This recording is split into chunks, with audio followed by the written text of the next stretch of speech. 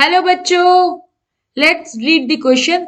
The relative reactivity of 1 degree, 2 degree and 3 degree hydrogen in chlorination reaction has been found to be 1 is to 3.8 is to 5 in the reaction given below. The ratio of amount of product A, B, C and D is expected to be. Option A 1 is to 3.8 is to 5 is to 1. Option B 3 is to 7.6 is to 5 is to 6.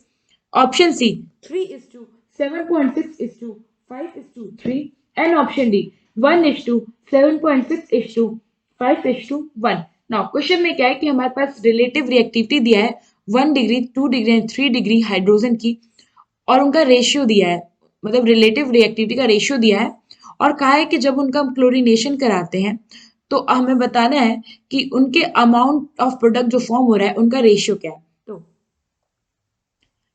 सबसे पहले हम देखते हैं कि जो जो हमारा ये प्रोडक्ट बन रहा है ए बी सी डी, इसमें जो क्लोरीन है वो हमारे किस डिग्री हाइड्रोजन से रिप्लेस हो रहा है. ये हो गया हमारा 3 डिग्री कंपाउंड, ये हो गया 1 डिग्री, ये हुआ 1 डिग्री, ये हुआ 2 डिग्री और ये हुआ 1 डिग्री. नाउ कंपाउंड ए को देखें तो ये रिप्लेस हो रहा है हमारा 1 डिग्री हाइड्रोजन से, मतलब क्लोरीन सब्स्टिट्यूट हुआ है. कंपाउंड बी में देखें तो जो क्लोरीन है वो 2 डिग्री हाइड्रोजन पे सब्स्टिट्यूट हुआ है. कंपाउंड सी पे देखें तो ये 3 डिग्री हाइड्रोजन पे सब्स्टिट्यूट हुआ है. और कंपाउंड डी के केस में देखें तो ये फिर से 1 डिग्री हाइड्रोजन से सब्स्टिट्यूट हुआ है. नाउ अब हम एक एक करके पहले अमाउंट ऑफ प्रोडक्ट निकालते हैं. तो सबसे पहले हम निकालेंगे अमाउंट ऑफ प्रोडक्ट ऑफ ए. तो ए में हम पहले देखते हैं कि हमारा क्लोरीन जो था वो किसको सब्स्टिट्यूट किया था. तो ये किया था 1 डिग्री हाइड्रोजन को.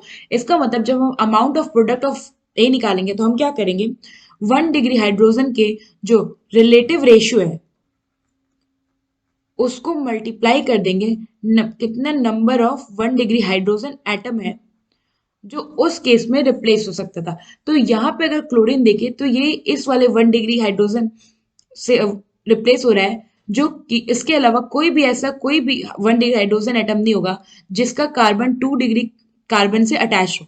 तो इसका मतलब हमारे यहाँ पे रिलेटिव रेशियो जो गिवन था 1 वो हो गया और जो नंबर ऑफ हाइड्रोजन एटम हो गए वो 3. तो ये हो गया हमारा amount of product A 3. Now अब हम करते हैं amount of product of B. B में देखेंगे तो 2 डिग्री हाइड्रोजन से क्लोरीन सब्स्टिट्यूट हुआ है. तो यहाँ पे जो 2 डिग्री हाइड्रोजन होगा उसका रिलेटिव रेशियो और इसको हम मल्टीप्लाई कर देंगे 2 डिग्री हाइड्रोजन एटम जो कि अवेलेबल होगा क्लोरीन के रिप्लेस होने से. तो 2 डिग्री का रिलेटिव रेशियो जो है वो है 3.8 और 2 डिग्री हाइड्रोजन एटम अगर हम देखें तो यहाँ हमारे पास बस 2 ही है. तो ये हो गया 2, तो ये है हमारा पास 7.6. नाउ हम देखते हैं अब हमारे पास अमाउंट ऑफ प्रोडक्ट ऑफ सी. सी में क्या हुआ है, 3 डिग्री हाइड्रोजन एटम से रिप्लेस हुआ है. तो अब 3 डिग्री हाइड्रोजन एटम का रिलेटिव रेशियो जो कि है 5 और हम इसको मल्टीप्लाई कर देंगे. हमारे पास 3 डिग्री हाइड्रोजन कितना था, तो ये है 1, तो ये हो गया 1, तो ये हमारे पास आ गया टोटल 5. नाउ अब हम देखते हैं amount of product of D. तो डी का जो डी में हमें मिलता है 1 डिग्री हाइड्रोजन एटम. यहाँ पे देखें तो जो 1 डिग्री हाइड्रोजन एटम से रिप्लेस क्लोरीन है वो यहाँ भी हो सकता है और यहाँ भी हो सकता है क्योंकि दोनों जो है वो सेम ही ग्रुप 3 डिग्री से अटैच है. तो रिलेटिव रेशियो हमारा हो गया 1 डिग्री हाइड्रोजन का 1 और यहाँ पे अगर हम देखें तो जो नंबर ऑफ हाइड्रोजन एटम है वो ये 3 और ये 3, तो टोटल 6. तो यहाँ पे जो हमें amount of product of D मिला वो मिला 6. नाउ अब हम देखते हैं कि हमारे पास टोटल अमाउंट ऑफ प्रोडक्ट कितना है. तो ये हो जाएगा हमारा 3 प्लस 7.6 प्लस 5 प्लस 6. तो अगर हम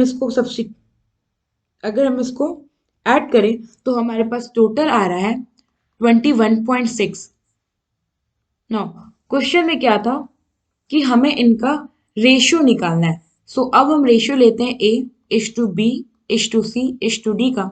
तो ए हो गया हमारा 3/21.6, बी हो गया हमारा 7.6/21.6, ये पॉइंट होगा. सी हो गया हमारा 5/21.6 और डी हो गया हमारा 6/21.6। तो अब जब हम इसका रेशियो को सिंप्लीफाई करेंगे तो हमारे पास आएगा 3:7.6:5:6।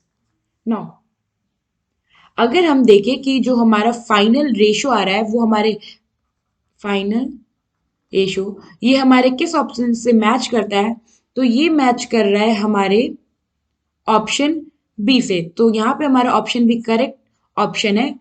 आई होप आपको ये क्वेश्चन समझ में आया होगा। Thank you.